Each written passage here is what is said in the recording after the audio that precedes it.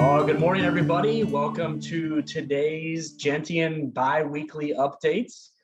Good to see everybody. Good to hear everybody on the call today. I hope we're having a great day right now.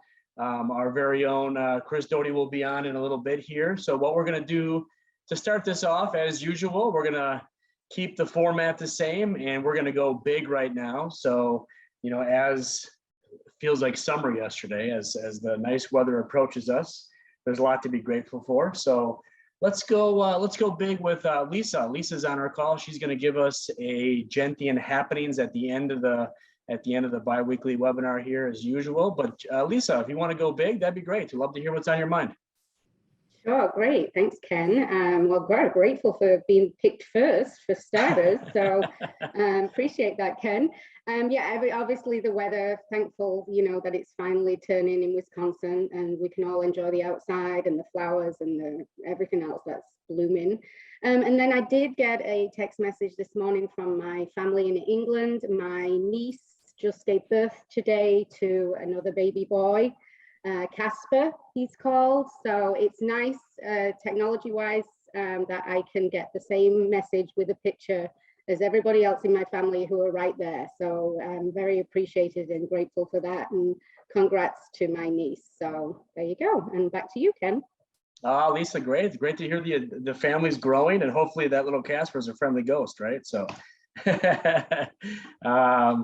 Zach, how about you? What would you like to go big for today? What's on your mind? Thank you, Ken. Always a lot to be grateful for. Extremely blessed to see everyone last week that were able to attend, both in Appleton and at Blue Mound. It was just so great to be together once again, and also just for the beautiful weather recently. To wake up this morning and to feel the humidity and the heat felt great.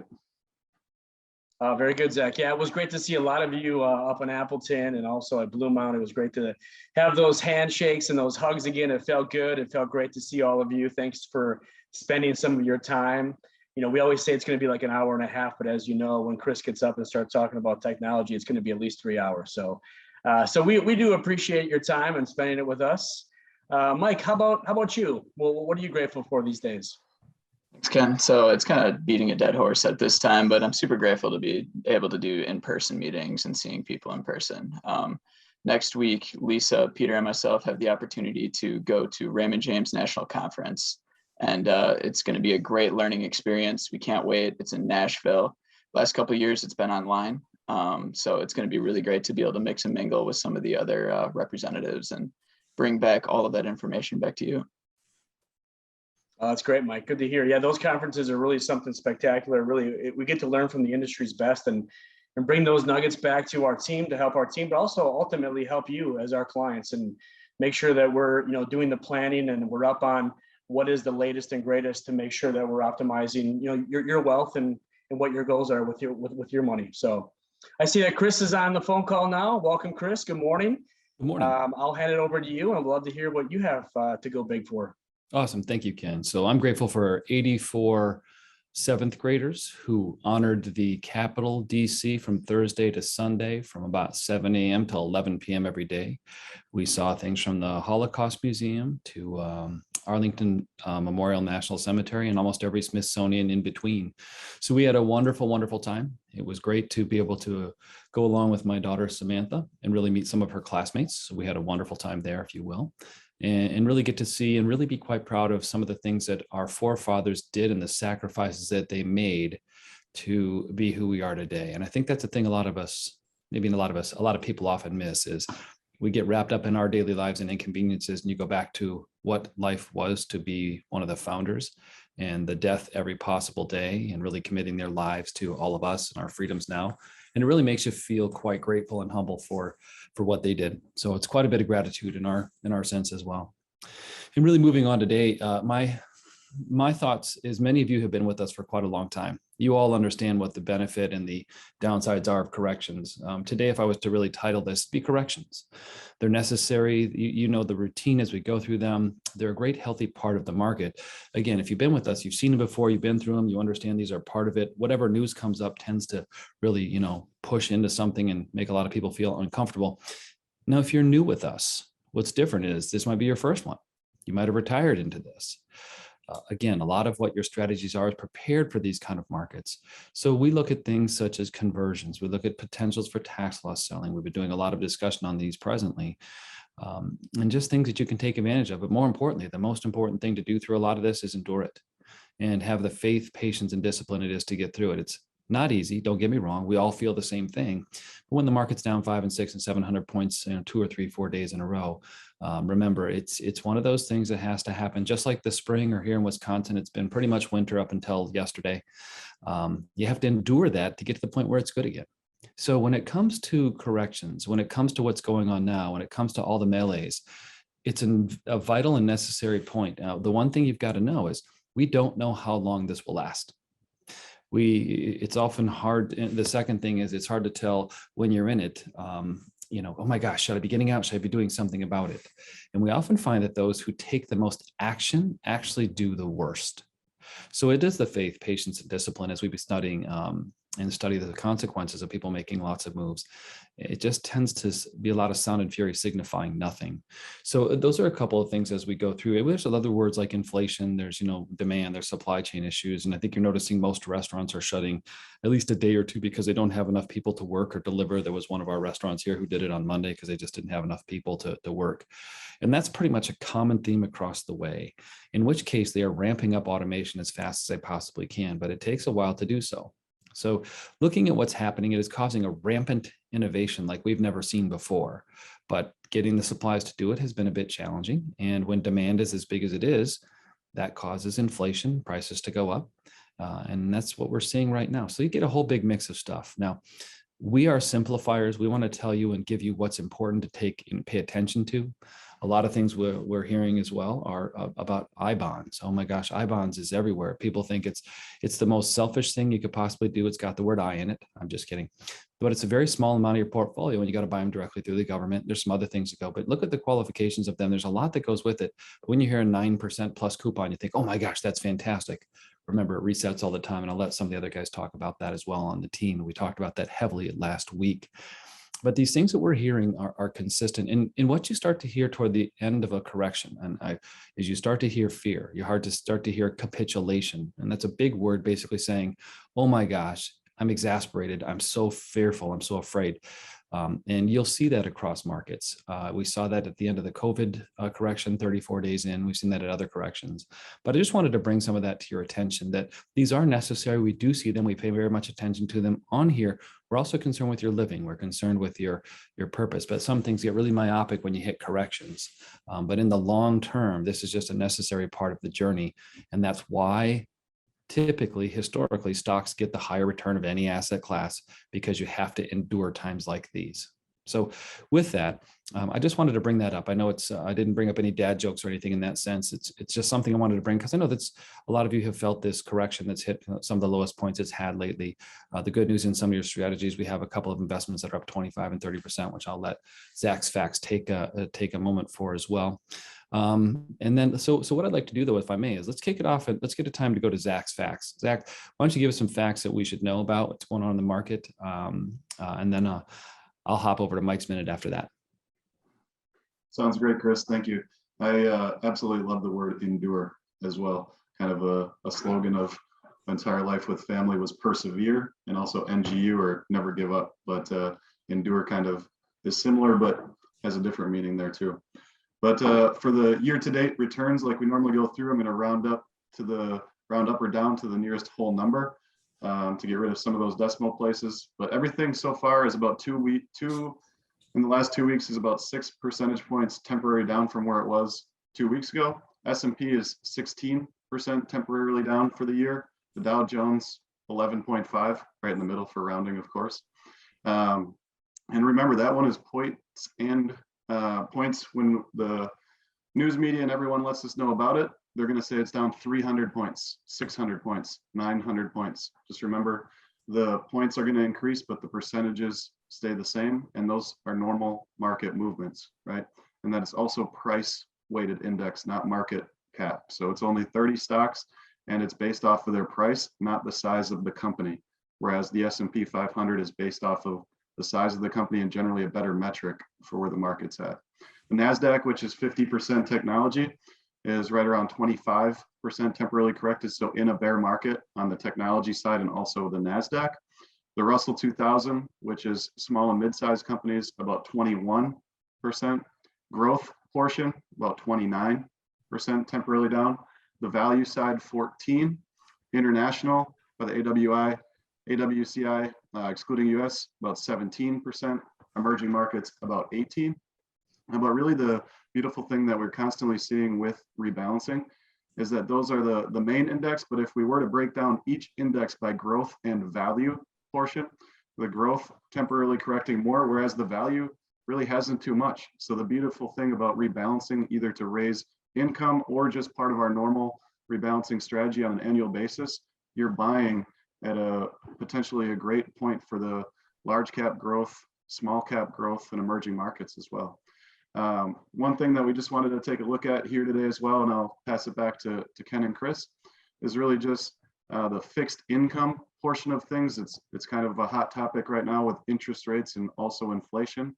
We're looking at the yield to maturity on the Treasury. The 1 year is 2.03, 3 year 2.90, the 5 year 2.95, and the 10 year 2.91, which if you're at our seminar last week, we talked about being careful of extending fixed income too far out. You're gonna hear a lot about fixed annuities coming in right now, a guaranteed 3% for 5-7 years.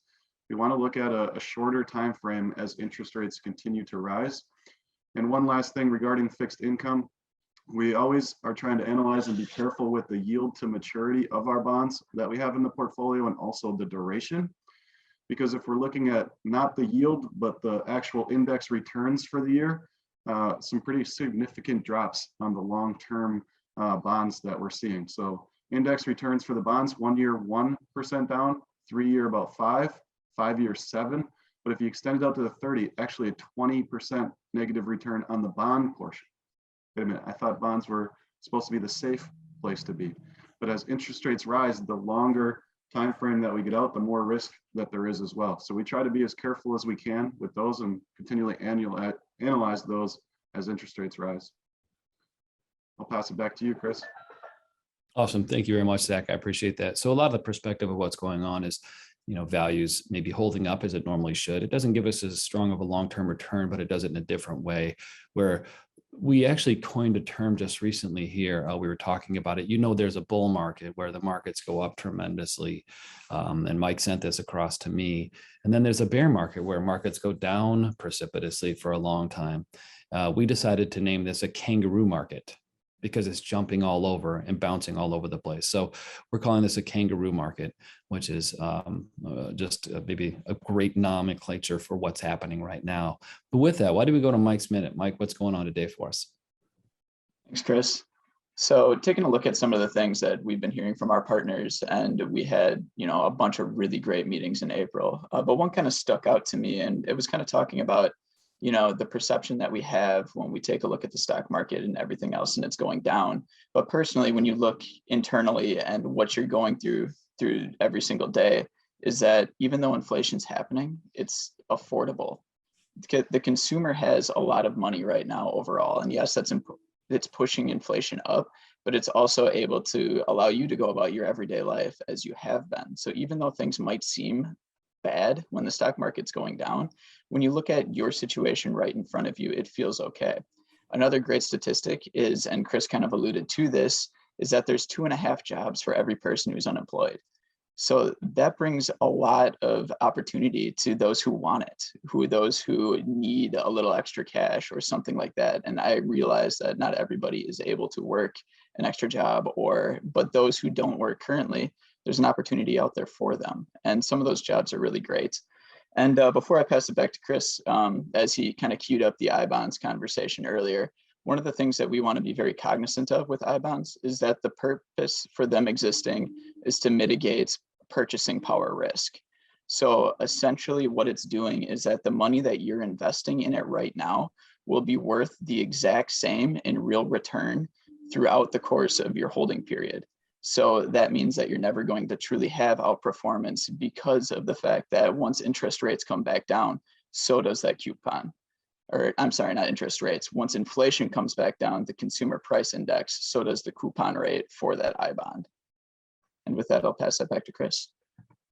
Awesome. Thank you very much, Mike. I appreciate that. I appreciate that. I suppose it's something before I continue on to Ken's Corner.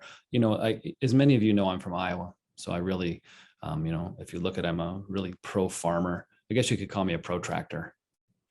I had to throw one dad joke in just because it gets a little bit too serious.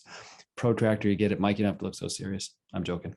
But at any rate, what I'd like to do is there's a lot of planning ideas that go around this. And what we'd like to do here is, you know, coming up Thursday, Friday, we have Ed Slott's, it's biannual, let's call it 12-day exorcist of tax law and the things that are happening in Secure Act 2 and all sorts of tax law that's been going through the tax court that I just saw in Washington, D.C. And I protested outside. I'm just kidding. I didn't protest outside. We just walked outside. But what I want to do here is bring it over to Ken and see if there's some of the things that we might be able to take advantage of, some of the ideas that we have for planning right now. Ken, what's up? Yeah, thank you, Chris. Appreciate it. So good to be here with all of you as usual. Yeah, like Chris mentioned, I'll be down in Kansas City, Missouri for Thursday, Friday, coming back Saturday morning. So it's very much a business trip, and but to garnish a lot of information that happens in 2.5 days. That it is a fire hose when it comes to tax rules, tax laws. Right now, the big topic, my guess, is going to be down in Kansas City with Ed Slott, who's the foremost guru in IRA rules and taxation, is going to be Secure Act 2.0.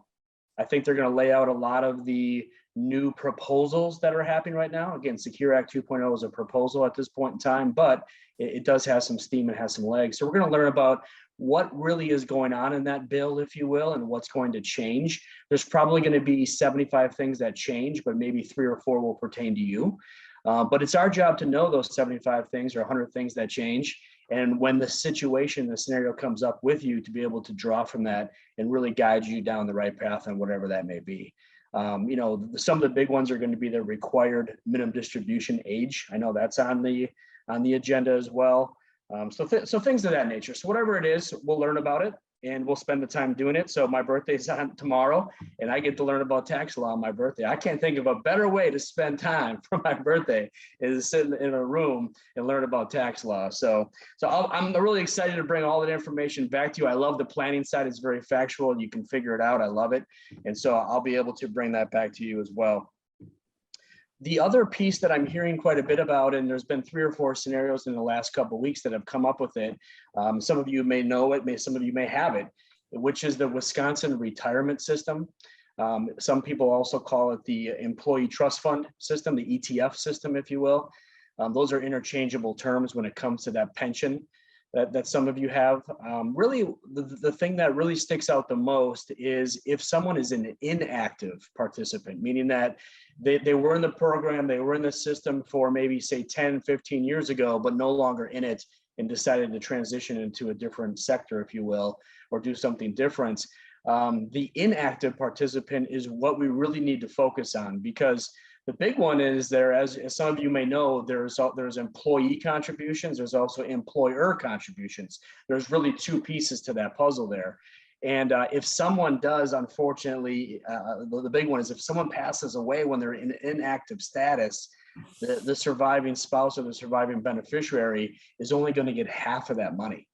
And so in a lot of cases, we're talking about hundreds of thousands of dollars that are out there. So it's really important that if you were part of the Wisconsin retirement system at some point in time, whether it was for a half of a year, 2 years, 5 years, whatever the case may be, and we haven't talked about it, which would be a little surprising, but maybe we just kind of forgot about it because it's happened so many years ago. But bring that up to us in a meeting, and let's see what the options are to see how we can best utilize that pension that you so heartily worked for many, many years ago. So that's a big one. Just so you know, also health insurance, Medicare planning. We have great partners in that. I know those questions come up all the time for us by you, and we love it. And we have great resources for you. Just know that any question you may have financially or on the insurance side, we do have probably a great partner or provider to help you out. So with that being said, you know, we're here to help you. We love it. This is what we wake up every day for. And I'll pass it back over to Chris. Thank you, Ken. I appreciate that. So a couple of things we're seeing as well as we go along is looking at a couple of ideas that have occurred. And actually, I think just recently here, they came out and you probably saw it, and the idea was inflation was 8.3%. I think somebody may have mentioned that. What does that mean? That means that prices from last year to this year have gone up 8.3%. That'll probably also reflect in some of the increases in your cost of living adjustments and pensions, also in Social Security. So there's some things that we'll see and can occur as we go along. That's why we ask for updates as we have our meetings as well, because those numbers can start to escalate pretty rapidly in times like this when you get a 7 or 8% increase. Now, concomitantly, you're also seeing increases in healthcare costs. So I know a lot of you go, oh, that's great, except they took all of the gain away. You want to need to pay for Medicare premiums as well. Those do go along, but it is good that we do have a pretty significant increase in a few of these. So you're going to see adjustable rate mortgages move up a little bit. You're going to see mortgage rates move up a little bit. You know, as you're saying, for those on the margin, which is most of America lives mostly paycheck to paycheck. A lot of you don't, obviously, as you've retired and others, you're finding a lot of people, especially young people, maybe seeing this paycheck to paycheck become more of an issue when gas prices are what they are. So have a little bit of maybe sympathy for them as well, and maybe help somebody in the family if you need be. And I know a lot of you do that as we go along. So have some care for them. One other idea I wanted to talk about as well, because we've had a lot of conversations lately. I think I had a book called Love Your Enemies with a lot of clients, and we had a wonderful book club with that, had some great conversation around it. Every few months we get together and set up a quick call and see if that's been helping or kind of reestablish that Love Your Enemies is a concept we can do, because there's still a lot of political let's call it a lot of political derision in our country, or division, if you will. But the idea is this, and it's called control. And somebody was talking about this. And I remember a professor in college, and several people recently have also talked about this. But when you look at it, there are really only two ways to see it, because there are things that you can control and there are things that you can't control. And if it's something you can control, you can do something about it. So why worry? And if it's something you can't do anything about, you can't do anything about it anyway. So why worry? And then number 3, what else is there? When I heard that as a young kid, I was like, yeah, come on, whatever. That's way too simple. But as I get older, I start to believe it and realize it. And I think it's something that helps me look at it as well. If I can control it and do something about it, we can control it. We can do something about it. There's action we can take if we need to. And when I can't control it, don't worry about it. Don't let it be. It's been said that fear is simply bringing in tomorrow's problems into today. I think I said this a few times, but it needs to be reiterated. Why mess up today with things that may or may not happen in the future? It seems to make no sense, but a lot of us do it, including myself. So I need to be reminded of this as well. Be careful about bringing potential troubles. This is what happens in times like these. Times like these, we have a lot of economists, a lot of amateur economists, a lot of your relatives who have become amateur economists saying that they knew this, they saw this coming. They should have, we should have, we get out, we should have, and they should all over themselves, and you as well. And that's not good. So when you look at that, you got to put in earplugs. You got to make sure you're very careful with what you hear and what you can control. Listen to them and go, oh, interesting, and then move on. So I think as we look at that, it's just something I wanted to bring to you as, you know, if you can control things, don't worry, because you can control them. If you can't control them, don't worry, because you can't control them anyway.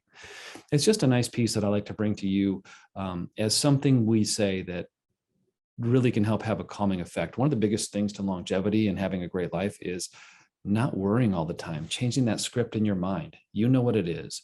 This is one of those little items that can help you change that script in your mind and attempt to not worry. When you notice it and move on.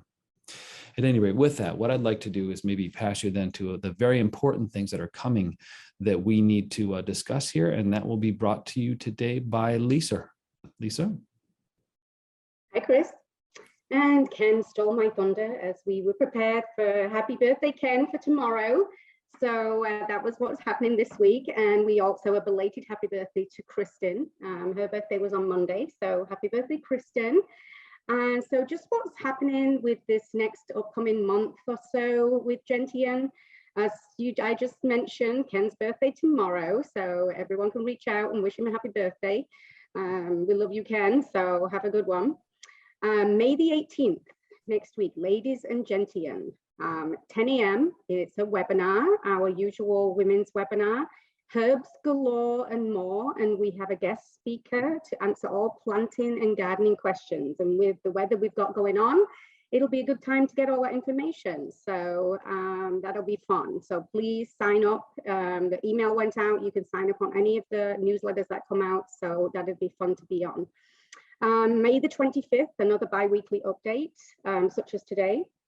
May the 25th also, that morning is our birthday club lunch for our May birthday clients. So anyone who hasn't signed up, please do. We enjoy doing that, get together and mix and mingle for our birthdays in May. Hopefully Ken, you'll be there, and Kristen. May the 30th, it's Happy Memorial Day, and we just heard Chris who went to DC, so it's a good day to celebrate and everyone pay attention to what that means, the real meaning of it. And then also a quick shout out to save the date for June. The birthday club in June is June the 15th at 11 a.m. So that'll be coming out shortly to sign up for that birthday. Always a fun thing to celebrate everybody, our clients. And then another upcoming event that we have got going on is our gathering on the green. And that's July the 7th to the 10th. And on the 7th, we have Let It Ring, and we're celebrating Veterans Night. And then the 8th is Roots and Boots for country fan lovers. And then we have a classic rock night on the Saturday night. And then we have a Sunday Rise and Shine. So it's a Christian celebration with Danny Goki. And if everyone remembers Danny Goki from American Idol, I believe he came in second. So that'll be a fun morning. And so watch your mailbox for details. That's coming up for that July the 7th to 10th. So that's all from me. Enjoy this beautiful weather, everybody. And I'll pass you back to Chris. Happy birthday, Ken. Thank you very much, Lisa. I appreciate that. It's great to hear from you. And I think, as you as you go back and reflect on our just discussion today, it's really, I think the word we want to end with as well is endure. We have faith, patience, and discipline, and that does take endurance. As you're running a race, as you've maybe run a little farther than you expected you could, it's always good. You feel great with it. But endurance in this case here, it's time to maybe focus on the things that are more important, focus on the things that are most important in your life. And it's time to get out and maybe enjoy the outdoors, start gardening, start planting, volunteering to plant the gardens at Gentian if you'd like to as well. Really, it's up to you. But those are some of the things we'd love to see for you is some of the focus on what's important to you in a true basis. But with that today, I want to bring to you, this was a bit more serious tone, if you will, today on purpose because of market correction going on. One thing you'll notice we don't do is we don't reach out proactively to warn you of market corrections. We know you watch them and you see them anyway, but we know that they are consistent, they endure. And a lot of times we don't want you to freak out. As you know, this is something that is consistent. We've been talking about for a long time. The last 3 years of returns have been phenomenal. The last 12 years of returns have been phenomenal. At some point, the market takes a break, even in secular bull markets, for a bit of a kangaroo period of time. Anyway, that seems to be what we're in now. With that, I wanted just to let you know, we're here for you. As Ken said, we're here for you anytime you need, any questions you have. If you're thinking about a conversion and some sort of question, feel free to email us, give us a quick call. We'll answer those and make sure that your strategy is set. But with that, we are Gentian Retirement here. We want to make sure that you understand we plan it, live it, and give it for you. We're going to spend as much time as we can here over the next few weeks, really studying what's coming up with potential Secure Act, making sure what's going on in correction, look for opportunities for you as well. We tend to find and be very excited about corrections because there's a lot of things you can do to better your future during them. We don't look at corrections as a somber time to go, oh my goodness, this just stinks. We actually are on heightened alert. So with that, what I want to leave with you is from our team here, from all of us at Gentian, go ahead and have a wonderful week. We know that you will. As much as you can, endure what's going through, but really with faith, patience, and discipline, have a wonderful rest of your week, and we'll see you in 2 weeks.